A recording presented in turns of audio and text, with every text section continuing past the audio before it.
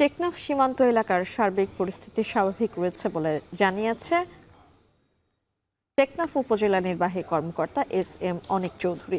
সীমান্তের ওপার থেকে বিস্ফোরণের শব্দ শোনা গেলেও বাংলাদেশের অংশে কোনো ধরনের নিরাপত্তা ঝুঁকি বা আতঙ্কের কারণ নেই বলে আরও জানান তিনি। সীমান্তবর্তী এলাকার বাসিন্দাদের গুজবে কান না দিয়ে প্রশাসন ও আইন শৃঙ্খলা বাহিনীর দেয়া তথ্যের উপর আস্থা রাখতে আহ্বান জানান ইউএনও।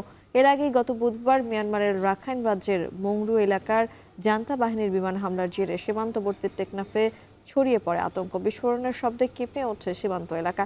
এরপর থেকেই টেকনাফের নাফ নদের বিভিন্ন পয়েন্টে বিজিবি ও অন্যান্য আইন শৃঙ্খলা রক্ষাকারী বাহিনীর নৌটহল আরও জোরদার করা হয়। ড্রোনের মাধ্যমে সীমান্ত জুড়ে সার্বক্ষণিক নজরদারি চালানো হচ্ছে বলে জানিয়েছে বিজিবি।